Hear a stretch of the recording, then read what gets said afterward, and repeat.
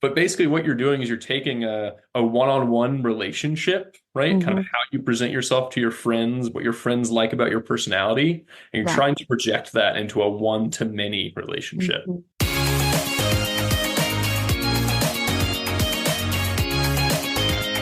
Welcome to the Wish I'd Known Then podcast, where we focus on how authors found success, looking at strategies that have taken them to the top of the bestseller charts, as well as what they've learned from their mistakes. Because being an indie author is more than knowing the latest marketing trend. It's about being innovative and creative and learning from your mistakes. Welcome to the Wish I'd Known Then podcast. I'm Sarah Rosette. And I'm Jamie Albright. And this week on the show, we have Clayton Noblit from Written Word Media. we do. God, it was good. It was a good interview. It was just really informative. I love Written Word Media. I mean, Free Booksy has always worked for me. Always. That's nice. And, that's good. And y'all know that I don't have many books. So the books I'm putting on for free have already been for free, and it still works. So I really love it. They're really good. They have a lot of different promotion options. Yeah. And so we talk about some of those, and then we talk about like common mistakes that new authors make that they see, and things that authors are doing that they feel like they have to but aren't getting results. Yep. And trends and what's popular right now, what's going on in the publishing world. So we had, and he has some really great tips on branding as well. Talked about branding and how to set yourself apart so that readers remember you in your books. Yeah. Right. Yeah, that's great. It's really great. Yeah. So what's been going on with you? Well, so this is Wednesday, January 17th as we record this. And I feel like it's Monday because we had a holiday. I know. We had the holiday, and then we've had, if you've been a long time listener of the podcast, you remember Snowpocalypse? Yeah, Snowmageddon or whatever of 2021. And so 2021, yeah. Mm-hmm. Yeah. So Jamie and I were both like hunkered down in like survival mode a couple of years ago when we had a big winter storm. And so we've had another big winter storm, but neither one of us has lost power. And neither one of us had our pipes freeze. So we're so happy. Yes. So, yes. We are above freezing this afternoon. Yeah. Yeah. So basically this week, all I've done basically is monitor all the sinks that are dripping to make sure that we're not creating a water park out of our house. Yeah. And because we did have a pipe break the last time. Yeah. Ours froze, but did not. Ours thawed, thankfully, before we had a leak, but last time. But all good. Doing some writing. Let's see. There was something else I was working. I'm started 2 new translations. I'm getting kind of things like that going. I've had I was going to talk about this. I had forgotten. I had a book launch Tuesday. I had a book launch Tuesday, Murder in the Alps. It's the same one that I did the Kickstarter for in the fall. So this was like the retailer launch, and it was the most relaxed launch I've had in like years because I feel like I've already done all this promotion for it. And so I was like, it's going to be real low key. I put it up there. I did pre-orders for 6 weeks and I still had tons of pre-orders on it. Oh, and so I'm sure that the Kickstarter pulled some of those, but I still had a good launch. It still launched into like the top 100 on Amazon. I like the category, not the top 100, my categories that I'm in. So I feel like, there's been some debate about whether or not you should do direct sales or Kickstarter because it will dilute your launches and your sales on retailers, which it does. Right. But I'm still getting sales through my website, even though it's launched. Today, I saw several sales from the audiobook because it's not out on Audible yet, even though it's been distributed to them for 6 weeks. Right. So, I'm still seeing sales. So I think that's going to be my model going forward. Maybe not necessarily launching on Kickstarter first, but doing a direct sales first, some format, and then retailer launch. So I had that, and I like the low key launch, like on the retailers. It's a lot less stressful than it has been in the past. So I did do That's awesome, though. Yeah, I did some like one time like ads. Like I did a BookBub alert. You can do the alert when you have a new book out. I did stuff like that. Yeah, pretty low key. Yeah, and I think great. I have a Written Word Media thing coming out next week for it because they have new in books. Yeah. So like they you can do. get your new book blasted out. Right. So As yeah, we heard, so- a very large email list. Yeah. yes. Yeah. So that is what I've been doing. Mhm. And what about you?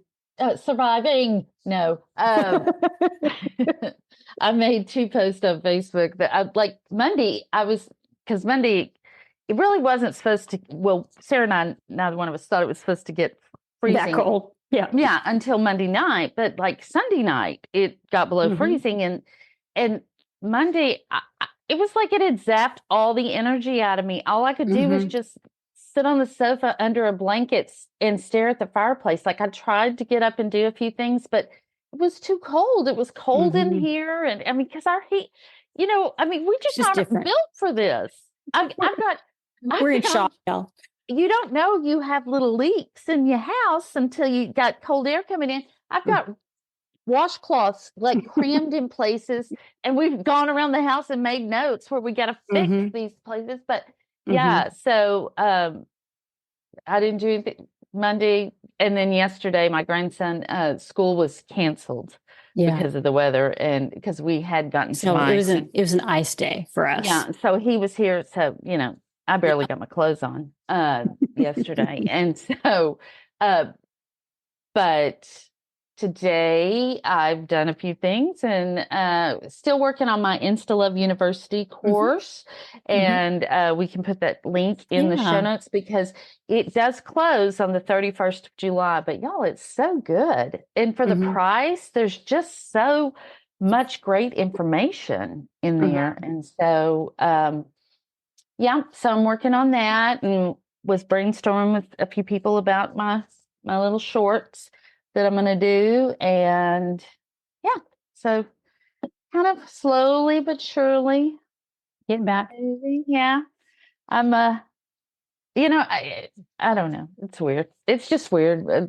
They don't need my therapy session on here, but it's just weird because when you don't do anything for so long and then you come back to it, it's not just the writing, it's everything. It's like it's not going to be the same, and you have to accept that, and that's hard to do because one, you've learned everything the first time, and then second of all, for me, it's almost like starting over in a lot of ways. I mean, I do have an audience, and I'm very grateful for it, and I do not take that for granted.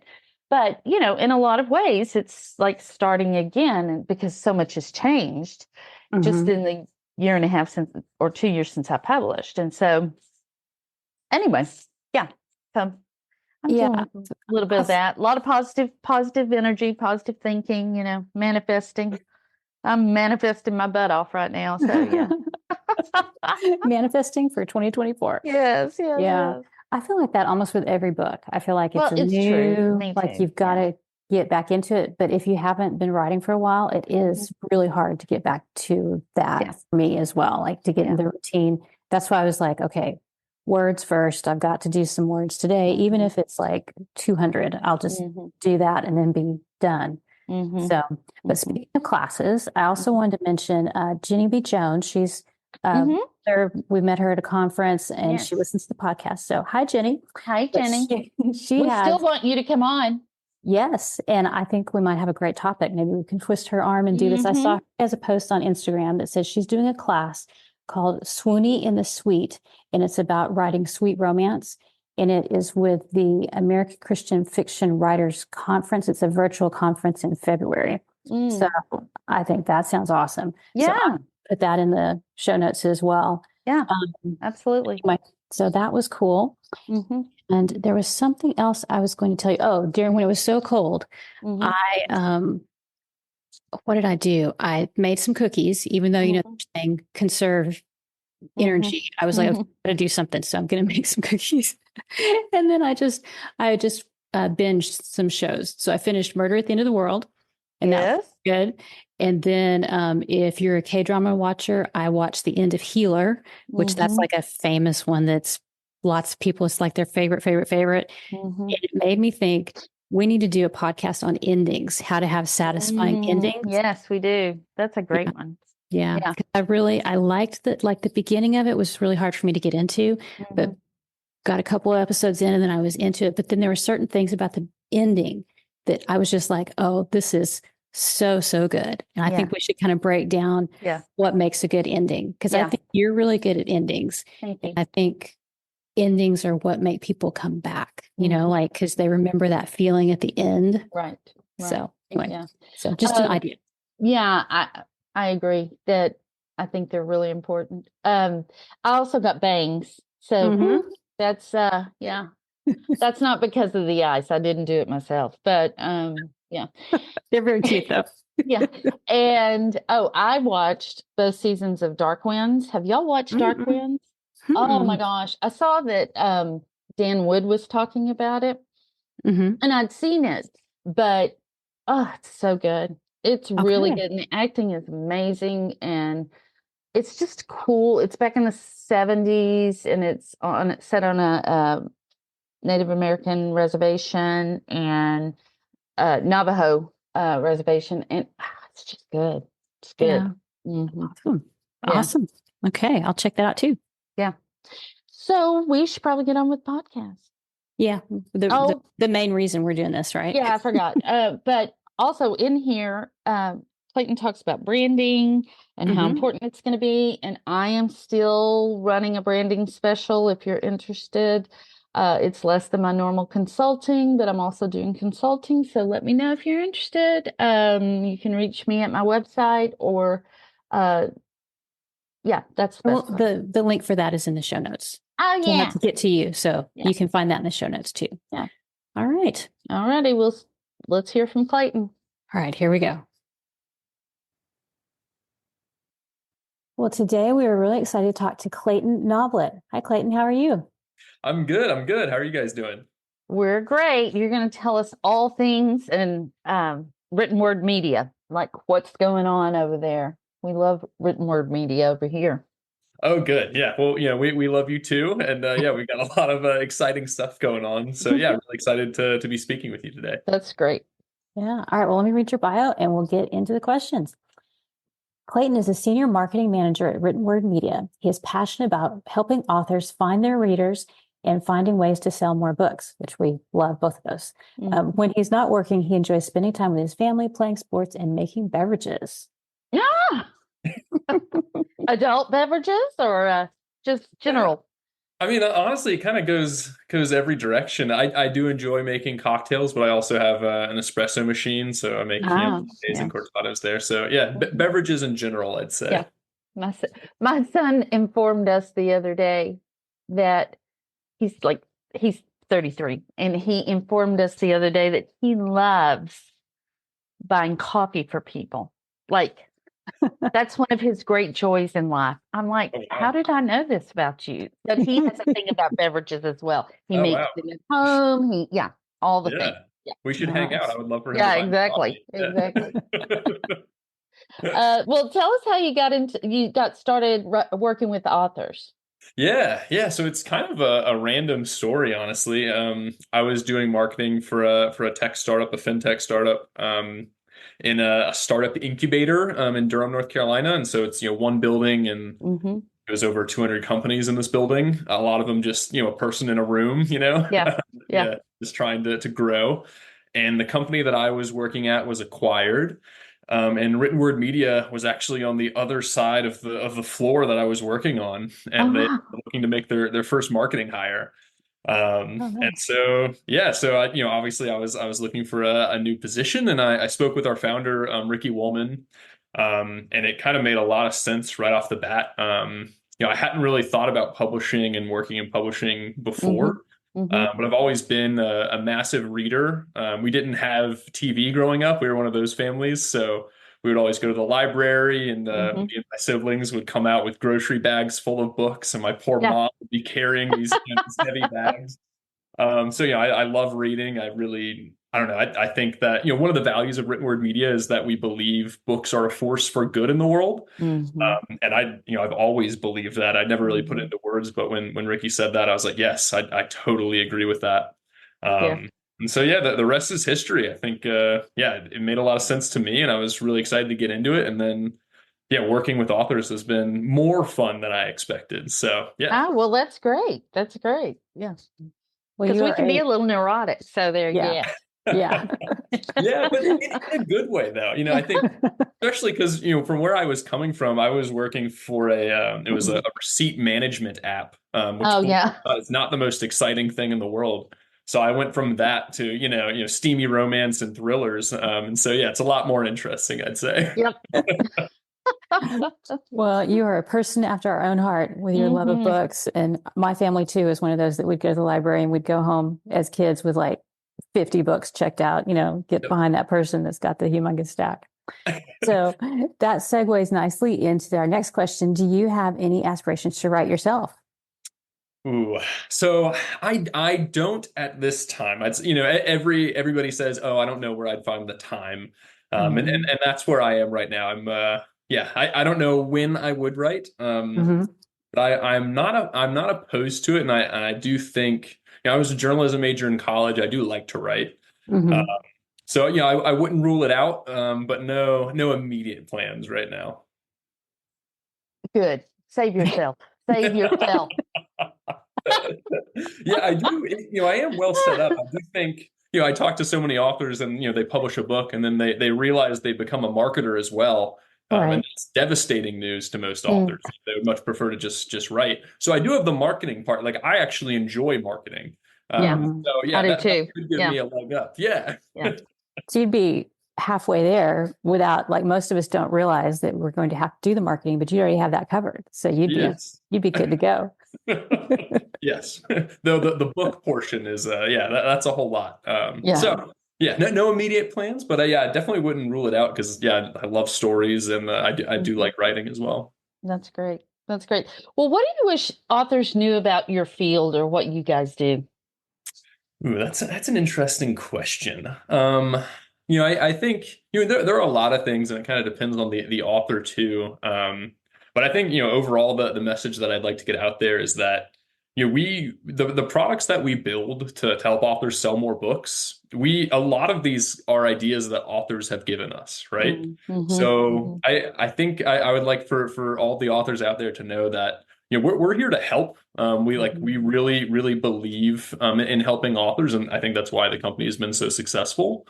So if you need help with something, if you're confused about something, just reach out and contact us. It doesn't have to be about written word media. We help authors all the time with random questions about how to set up a book description in KDP that authors that have never purchased with us before. And then also if you have any marketing ideas, right? If you're sitting there thinking, oh, I wish I could do this, Right. but you don't have the resources or the time, send the idea to us and we might just build a product. We have a product called Reader Reach Ads where we run Facebook or Amazon ad campaigns for authors. And that's entirely from author suggestions. We actually ran a survey and asked authors, what do you need help with? What do you wish that we could do? And overwhelmingly, it was, I would love for you to run a Facebook ad campaign. I would love for you to run an Amazon ad campaign. And so we built that product. That's So awesome. yeah, I think that's what I'd like authors to know is, yeah, if you have any ideas or need any help, please don't hesitate to reach out. I like to think we're very nice. Our customer service team actually won an award this week Oh, for excellence in customer Miss service. So, Congeniality in the yeah, exactly. So yeah, I think just don't hesitate to reach out if you have ideas. Let us know, and we might just make a product just for you. No, that's great. Well, I think right now we should stop just a second and tell everybody what written word media does. We Yeah. didn't really, because most of our listeners are going to know, but But there y'all may do be a lot. some. You do a You do lot a more lot than more. Yeah. you've really expanded out. So give us like how it started and what you've grown into, I Yeah. guess. Yeah, absolutely. Yeah, it's very true. We have a lot of different things right now. So I think explaining this in audio format is easier. So written word media, simply put, is a book marketing company. And we started off by doing what we call email promos. And this is where authors pay us to email links to buy their books out to tens of thousands of readers. And so we have different email promo brands, like Free Booksy or Bargain Booksy are two of our most widely known. And combined across all of our brands, we have over 1.25 million readers now on our email lists. Wow. So we have quite a sizable audience. Mm-hmm. And so that is kind of our bread and butters, those email promos. That's how the company started, really.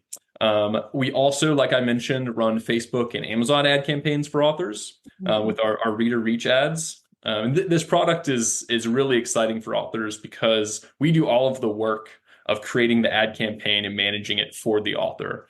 So as an author, you never have to log in to Facebook or Meta and set up the ads or look at numbers or be confused about charts. We do all of that. For the author, it's just like buying a t-shirt. You go to our website, you schedule the day of your promo, you tell us what book you want to promote during those days, and then we handle everything else. So the Facebook and Amazon ad campaigns are very popular. And then this past year, we launched what we call ready-made promo stacks. And so promo stacking is a strategy that authors have been using for a long time, where you run a lot of promos in a short period of time, maybe 3 to 5 days. And then you see an increase in your book's rank on retailers like Amazon. And so we knew that authors were stacking promos with our sites and with our competitors and running their own ads and doing all of this. But that's kind of a logistical nightmare because some promo sites, when you apply for a promo, they won't tell you what day the promo is going to run. You won't know if you get it. And so what we've done is we've partnered with other promo sites, and we've got like 4 partners now. And so if you go to writtenwordmedia.com, you can schedule a ready-made promo stack, which includes up to 6 promos across different sites in one go. And so it takes this labor that used to take hours and sometimes spread across days or weeks to get everything set up. You can now do it in the time it takes to book a single promo with us. Wow. So that's been a big addition in the past. Yeah. And we thank you for that so much. Once again, it's something that authors told us that, hey, this is a real pain point for us. How can you improve this? So once again, thank you. It all comes full circle. Yeah. I think it's great. We love talking to companies that listen and provide solutions for authors and writers. It's just so refreshing. And I think we'll get to this later in the trends that like certain things are going on in the world. And if you can find a company that will listen to you, it's almost shocking. So it's great that y'all are doing that. We really like that. Yeah. So, I think like I can kind of compare it to BookFunnel in that BookFunnel has grown with the industry. BookFunnel started as a pain point and grown with the industry. Well, I see written word media the same way. Like you guys have grown with the industry. You've changed, you've pivoted, and I think for authors, that's amazing. I mean, it takes something off our plate that we don't necessarily want on there. So I really appreciate it. Yeah, well, yeah, thanks. I think that's definitely something we try to do. And, I think Damon at BookFunnel does a great job too with that. It's kind of watching where the industry is going and how things change. And you need to change as a company to keep up with the times and keep supporting authors in the way that you want to. So that's something we definitely work hard on. So I'm glad that that's coming through. Yep. Yeah, we're happy with it. So, is there anything that you wish you'd known about indie publishing or working with authors, especially coming from like the more tech startup background? Yeah, that's interesting. It's been fun to learn about the industry. So there's no big regret there for me because frankly all the surprises have been good ones for me. I think one thing that has surprised me is just kind of how small the indie publishing world can be. Especially going to more conferences. I run into so many of the same people and people are doing different things. I've run into people that were working at one company 5 years ago and then we reconnect. They're at a different company, still in the same space. Yeah. But we still have that relationship. So I think the kind of how small the indie publishing world can be is actually really rewarding. You can build relationships over time with people. And that's how good ideas are formed, I think. So I think how small the publishing world is something that I really like and has surprised me. Yeah. Well, listeners should remember that too when they think they might want to act a fool. So it's pretty small. So you might want to think about that. That is Anyway, true. moving on. What do you see authors doing that they do because they think they have to, but they're not producing results? Ooh, this one's so easy for me. It's social media, Yeah. right? Yeah. For some people, social media works really well. Mhm. And if you're one of those people, you should absolutely keep doing it. But there's a lot of people that have a really hard time making a TikTok video, and they're miserable for hours while they're doing it, and then they put it out there, and it doesn't perform well, probably because they really hated doing it. Mhm. And I see people kind of doing this over and over, and I can tell they're not enjoying themselves. I'll speak to them. They're like, "Oh, I'm dreading making my latest video." Yeah. And if you're not getting results from it, then I would say stop it, right? You're just making yourself miserable. Mhm. Something that is difficult for you to do, and you really don't enjoy doing, and you don't see yourself kind of learning to enjoy it. Mhm. I like to say just cut bait on things like that. There's a Mhm. lot of different things you can do to market your books, so focus on the things that you enjoy doing or hate less. And Yeah. those things are more likely to be effective for you. Yeah. Right. And so often for me, it's social media, just because organic reach on social media is so down, right? Mhm. Yeah. Yeah. Yeah. That's true. Yeah. Yeah. Maybe 5 years ago, 10 years ago, you could get a lot of traction, Yeah. but it's just not that same game anymore. All that's kind of gone away. Yeah, yeah, it's very true. I think you're better off if you're posting on TikTok and not getting much engagement, and not really growing your account. You're probably better off sending books to influencers and seeing if they'll review your book. Mhm. Mhm. It's still kind of a shot in the dark, right? You're just hoping an influencer picks your book. And when you're Right. making your own videos and you're not getting a lot of traction, you're still just hoping one of your videos goes viral. Yeah. And if Right. making the videos is really painful, then seeing if you can outsource that to someone else is probably a better strategy. Yeah. Yeah. Yeah. Yeah. Well, kind of along that same lines, are there any like common mistakes that y'all see over and over again? Yeah, it's interesting. I think probably the most common thing we see is so we're a book marketing company, and Mhm. Mhm. what our products do is we drive a lot of readers to a book page on a retailer. So if you Mhm. run a promo with us, a lot of readers are going to go to your Amazon book page. And what I see with newer authors in particular is they'll run a promo with us, but they haven't invested in the product or the book, the packaging of the book itself, right? Yeah. So Mhm. the contents of the book might be really high quality, but when the reader is deciding whether or not to download the book, they can't see inside it yet. They're judging, everybody says don't judge a book by its cover, but everybody judges a book by its cover. Right. And then the description has a huge impact on it as well. So Mhm. if you pay for a promo with us, but you have a very like low quality cover, or your description gives away the plot of your book, or is confusing or doesn't grab readers' attention, Mhm. then the money that you spent with us won't go as far. So Mhm. I think it's really important to kind of set up your fundamentals of book marketing before you start driving a lot of traffic to your book page. And so Yeah. for me, that's making sure you have a high quality cover that fits in with the other books in your genre. Mhm. And then making sure your description grabs readers and really makes them want to say, hey, what is going on in this book? Something is interesting about this to me, and click that buy button. And then, of course, within the book, making sure that you have a call to action, a CTA at the end of the book to have readers do something to help you out, right? If someone just read your entire book, odds are they liked it. A lot of people won't finish a book they don't like. And so if someone's finished your book, that is the perfect time to ask them to do something for you, right? Mhm. And so on that final page, make sure you're asking them to either sign up for your email list if you have one, follow you on social media if you want to do that, or go on and read another one of your titles if you have multiple books. Yeah. Right. So making sure you have that web set up, the cover, the description, and then your back matter to make sure you lock in those fans before you start doing hardcore marketing is really important. Right. Mhm. Yeah. Yeah. Very, very good key information. Yeah, and I think something that some people don't know, like I know on your side, I believe you can't use the book description like on Amazon. You need a shorter book description, and most of them are like that.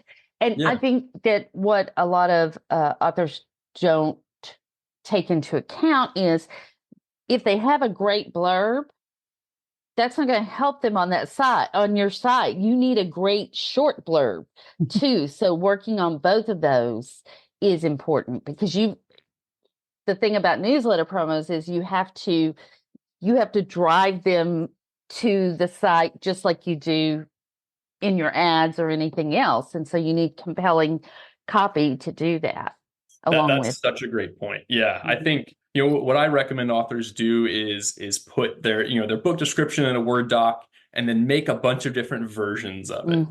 See if you can do it in 140 characters. See if you can do it in 400 characters. And make sure that these shorter descriptions lead into the longer one on the book page, right? Having that kind of synchronicity to it will help readers kind of follow along and purchase the book in the end. But yeah, it's so true that having that book description and some different marketing copy you can use is really important. And the great thing about it is, after you've written a good short description, you can save it and use it in multiple places. So we always love to save time, right? So that's a great advantage there. That's great. Yeah. Do you see any commonalities in authors who have been successful over the long haul? Ooh, interesting. Yeah, I think probably the biggest commonality is just consistency. Yeah. So, we actually do a survey of authors every year. This past year, we surveyed over 2,000 authors, and we asked them things like how many books they've published, how long they've been publishing for, how much they're making, all sorts of different things. And the authors that have been published for a long time and are making a lot of money, they have published a lot of titles. And how many books you've published is kind of the number one indicator on how much you're earning as an author. And so if you're focused on growing your income as an author, staying consistent and publishing, a book every year, multiple books every year, in my opinion, that's the best way to grow as an author business and grow your income over time. It's one of those things where, if you think about adding a reader to your world, right? If you have one book, maybe you're selling that book for $2.99 or $4.99. A reader is only worth $5 at most to you, less when Amazon takes their cut, right? But if you have 10 books, then that one reader could be worth $50, right?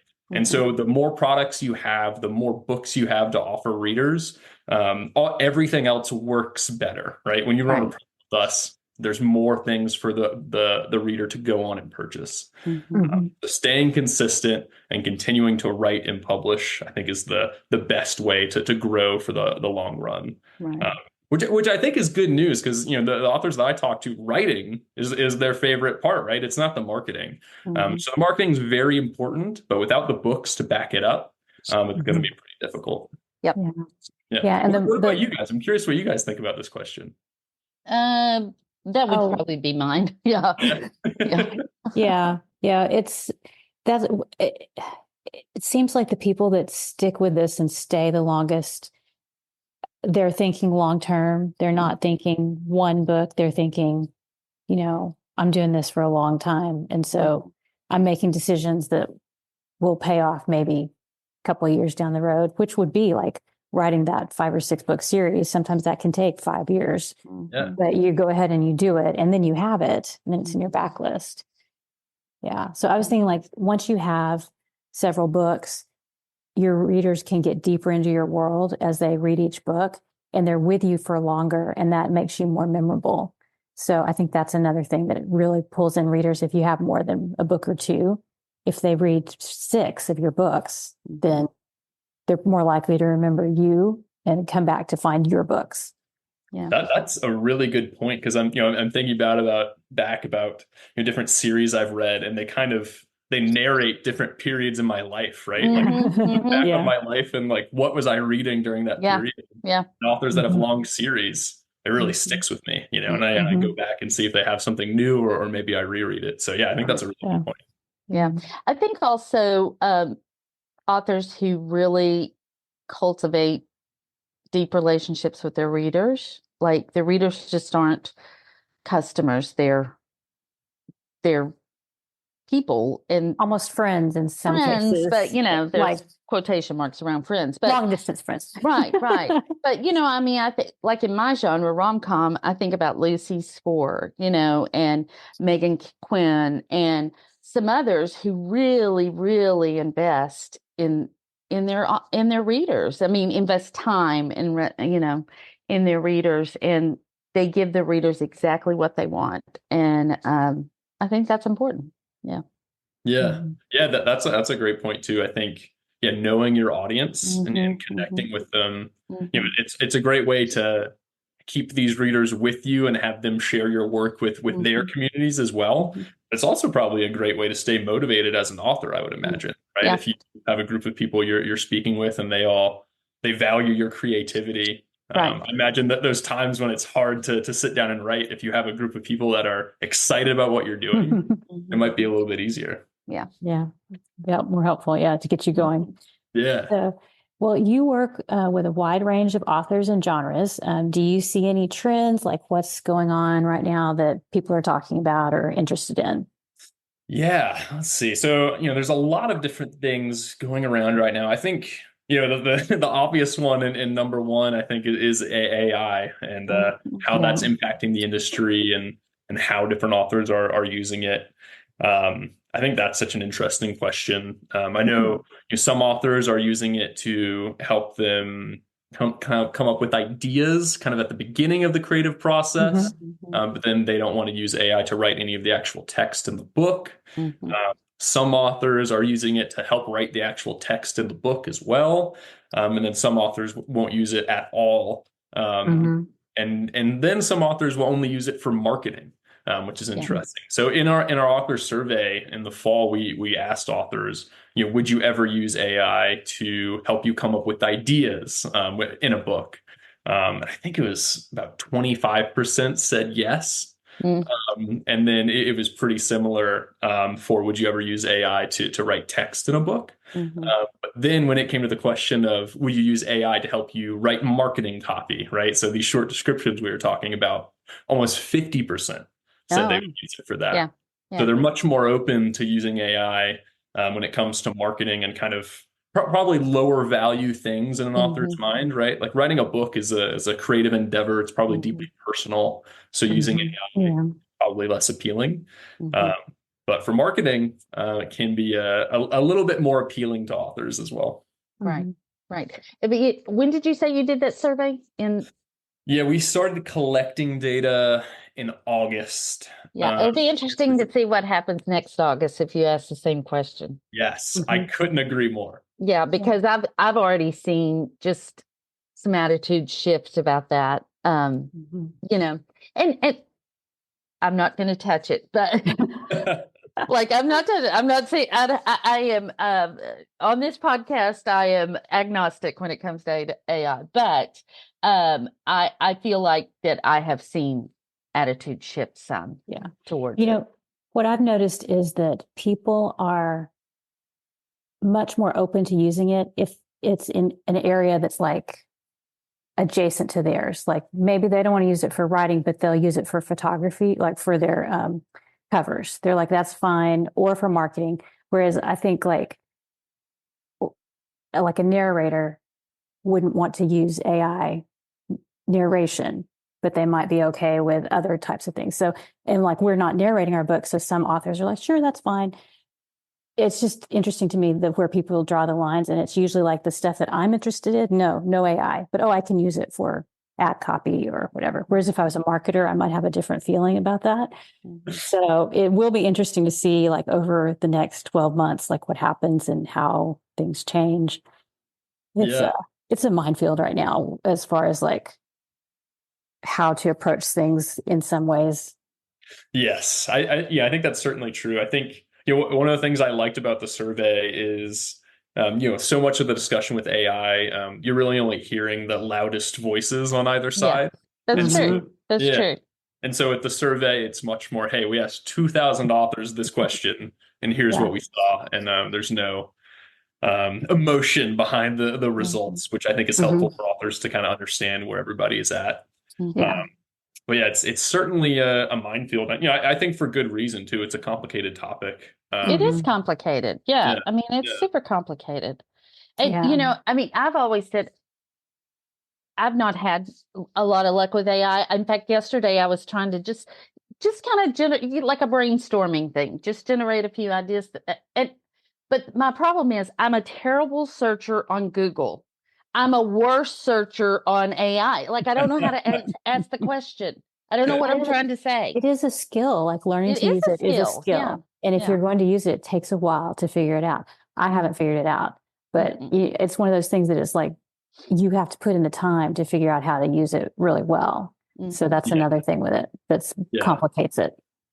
That's certainly true. And, I think it probably falls into, another one of those things, like I was talking about with social media earlier, right? If using ChatGPT to help you come up with ideas or write ad copy, if that's painful for you and you're not enjoying it, then I think it's fine to not do it, Yeah. So yeah, it's one of those things where you have to decide, is this how I want to live my life? Yeah. Yeah. I know. I mean, like when it spit something out at me, it was like, are we speaking the same language? I'm not sure, because it didn't understand me. He didn't understand me. What do you see coming? We saw your trends article. So why don't you tell us some things that you guys see coming in the future? Yeah. Besides AI, I mean, but AI, yeah. Yes, AI will continue to be controversial, and like you're saying, I'm interested to see. We will ask again next year those same questions about AI and see how things have changed. So I think that's one thing. I think the thing that I'm most interested in is the importance of branding for authors, and building that connection with readers. We mentioned earlier when we were talking about successful authors that have been around for a long time. A lot of them have developed a connection with their audience. And they do that through branding, right? Branding, I think, is a term that can be a little intimidating or can put off authors, right? Because it kind of, it has a corporate jargony feel to it. But basically what you're doing is you're taking a one-on-one relationship, right? Kind of how you present yourself to your friends, what your friends like about your personality, and you're trying to project that into a one-to-many relationship. And so, I think branding is going to become more important for authors as there are more books published. There's going to be a lot of books published in 2024. Some with the use of AI, some even more people realizing that they can publish. And so the way to stand out is having an author brand that readers can really connect with. I think as AI copy, AI can be used to create good copy and good communication. A lot of the time it's not right now, though. I think I can kind of see AI copy coming from a mile away sometimes. And it turns me off because I'm like, oh, you didn't really put in the effort to communicating with me right now. And so when in a world where AI is used more, kind of these real, authentic human voices are going to stand out more. And so I think the branding is going to become much more important for authors as a way to stand out in 2024. Yeah. Yes. I mean, we say your brand is the promise you make your reader, but it's also giving them that one unique thing or several unique things that only you can give them. Like, of all the rom-com authors, we're all going to make you laugh. We're all going to, make you squirm a little bit because we put our characters in uncomfortable situations. We're going to give you steam if we're steamy rom-com authors. But there's something that each of us gives the audience that the other can't give. And usually it's voice. Usually it's just the scenarios that you set up or whatever. But it's just finding that thing and then using it over and over and over and over again, and really branding your name as much as you do your books, because I think that's important too. Yeah, I think that's a great point. I think, authors ask me sometimes when I'm talking about branding, like, where do I start, right? Like, what is that? Sounds complicated. Like, do I need to hire a marketing consultant? And, like you were saying, I think a great way to start for authors is one, just pick some colors and fonts that you're going to stick with, right? So I pick 2 or 3 primary colors and work those into all of your communications. So your social media posts, your emails, your profile photos, make sure those colors are out there, and just stay consistent so readers start to associate those colors with you. It's a really simple way you can start building your brand. And then another thing you can do is pick a personality trait that your friends like about you, right? Or they think is funny. And it doesn't have to be something truly unique all the time, right? It can be something as simple as, I really like cats. And so in my emails, I'm going to mention my cat and what weird thing my cat did today. Maybe your cat has a unique personality, and that's something you can lean into. Right. So just think about something about yourself that people like about you and that you're proud of, and then that's something you can include in your brand. And so when you're talking to your readers in your emails or via social media, include personal tidbits about yourself, and that's something your readers can identify with and connect with, and really start to build a picture of you as a whole person, not just someone who's written a book that they enjoy. Right. Right. Yeah. Yeah, and that makes me think there are certain authors that like they have something that's almost associated with their name. And it makes me think of Lindsay Broker and her dragons. Like she posted a picture of a dragon toilet paper holder or something on Facebook one time. And she said people loved it and they reposted it and got the best engagement ever.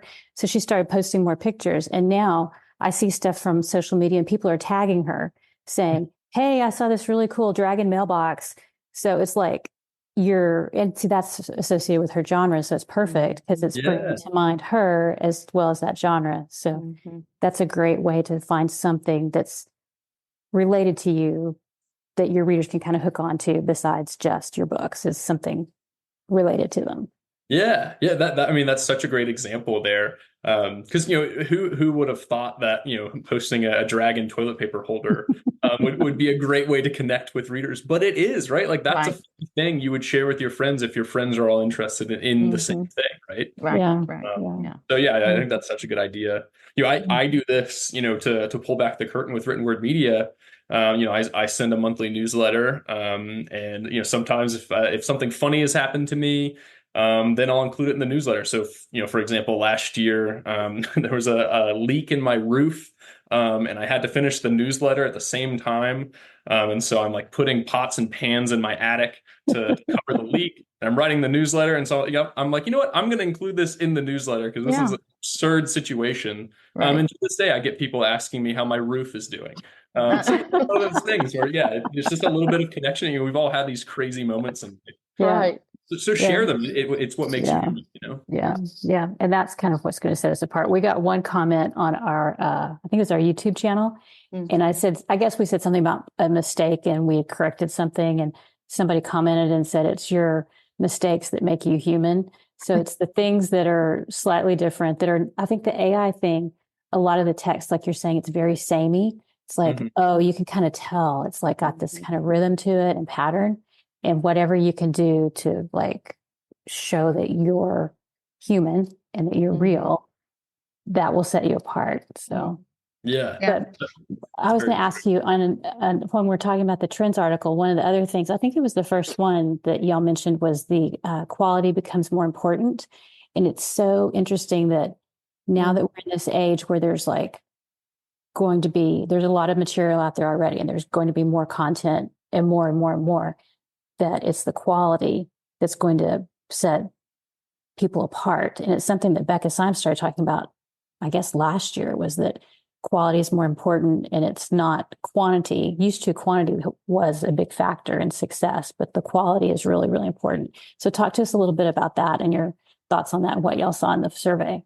Yeah. So, for our trends posts, we ask a lot of, industry experts, kind of what they see coming. And that trend was by far and away, almost everybody mentioned it, that they really see quality, that becoming a big kind of factor in success for authors. And I think this goes along with a trend of indie publishing becoming more professional over time. In our surveys, we're seeing that authors are spending more on editing and putting more effort into that and covers as well. And so, they're definitely recognizing that the quality of the product, the quality of the books, really matters. And I think with AI, it only takes center stage even more, right? Yeah. We're definitely going to see some books out there that are very low quality, written mostly by AI with someone hoping to make a buck. Yeah. I first off to those people, I would say, if you're looking to get rich, publishing is not like the smartest path. There are better ways to do there it, are right? easier ways to do it. Yeah. There are better ways to do it. No need to stress everybody out. Just go dig around in your couch for change. Just to the start, have a garage sale. Yeah. A bake sale. Yeah. Yeah. But there are going to be a lot of those titles out there. And so I think readers are going to start getting savvy about which books are real and have some real quality and some passion behind them, and which books are kind of this new wave of AI generated content. And so, any way authors can signal the quality of their titles will become more important in the new year. So that's both branding and the packaging of the books, and then of course the editing of the story itself. Yeah. I agree. I think that it's just going to be important. It's just going to be because readers are discerning. There are a group of readers that will just read. They'll just read. They love to read. They'll read almost anything. But there are also a lot of discerning readers, and they're not going to just take anything. They're going to put it down, and so we don't want to be that book. Yeah, that's very true. And I think readers, there are a lot of reading communities and readers that share, books and authors and tell each other about different things. And one of the best ways to make sure that readers are telling, their friends about you is by having high quality stuff. And also things that are really easy for readers to find. So, if you have a brand and you have the same profile picture across all your social media and your author page on Amazon, like that's a simple thing like that. Having the same profile photo makes you much easier to find because so often the profile photo is just a little thumbnail. Yeah. And so just having the same color palette helps readers say, oh, yep, that's the one I was looking for. Yeah. Having a brand and making sure that it's easy for readers to find you is going to make you stand out. And it's going to make you appear more professional. And that's going to be very appealing to readers as they start to encounter potentially some books that weren't written by a human, right? Yeah. Well, this has been great. Can you tell us what you think you've done to set yourself up for success? Ooh, interesting. That's a good question. So you keep saying interesting, but we're cutting edge, Clayton. Yeah. We really like to get to the heart of the matter here on the Wish I'd Known Then. This is a question we ask everybody, so we always like to hear the answer. Yeah, that's a good question. I think for written word media, the way that we've sell ourselves up for success, and me too, is speaking to authors. Yeah. So like I was saying, so many of our products and different things that we've done come from authors asking us for things or giving us feedback. And so I think continuing to speak to authors and keep an eye on the industry and where things are going, that gives me a lot of confidence that we're set up for success in 2024 and much further beyond that too. So yeah, staying in touch with the customers and readers as well, right? Readers are a huge part of our business. Yeah. So understanding kind of the author audience and the reader audience and how connected we stay to both of those is so important to us. I do have a question now that we're at the end, but I've always wondered this. Where do you find the readers you guys have on your newsletter? Yeah, many different places. The primary way we add readers is through social ads. So running ads on Meta is a big way that we do that. Okay. And to tie it back to the ads we run for authors, we run a lot of ads. We like to think that we're really good at it. And so when you run an ad campaign with us, you have that expertise to back it up. And then of course, you have other benefits like we have this email list of 1.25 million readers, and we can build audiences off of that. And those audiences you won't be able to get anywhere else. So you could be reaching a unique group of readers as well. So yeah, ads. We run a lot of ads. All right. Well, that's good to know. Yeah. Well, tell people where they can find out more about written word media if they're interested in checking out some of these things. Yeah. So the best place to go is just writtenwordmedia.com. And there's a big green promote now button on the homepage if you're ready to run a promo stack or an ad campaign or an email promo for your book. We also have a new product called Subscriber Surge Giveaways, where you can add readers to your email list. So basically you enter your book into a giveaway, and then readers enter your email list for a chance to win your book and a higher ticket item like a Kindle. And then at the end of the giveaway, we run it for about 60 days or so. We send the authors a CSV, just a spreadsheet of all the readers that entered to join their email list. So we have another product to help authors grow their email list as well. So check that out if you have an email list you're interested in growing. And then, yeah, like I said at the start, don't hesitate to send us an email. You can email us at info@writtenwordmedia.com. There's also a contact form on the website. And if you have any questions at all about how to run a promo, book marketing in general, don't hesitate to send us a link to your book and say, hey, what should I do? What should I do with this book? People do it all the time. All right. Get in touch. That's wonderful. Great. Yeah. Well, thank you for being here and answering all our questions. We really appreciate it. And we'll have all those links in the show notes. If you want to support the podcast, you can go to wishidknownforwriters.com/support. And thanks to Alexa Larberg for editing and producing the podcast, and to Adriel Wiggins for doing the admin. See everybody next week. Bye. Bye. Thanks for listening to the Wish I'd Known Then podcast. We hope this episode inspired you, empowered you, and made you laugh a little bit too. If you loved it, tell your friends about it. And if you feel so inclined, leave us a review. We look forward to being with you again next week.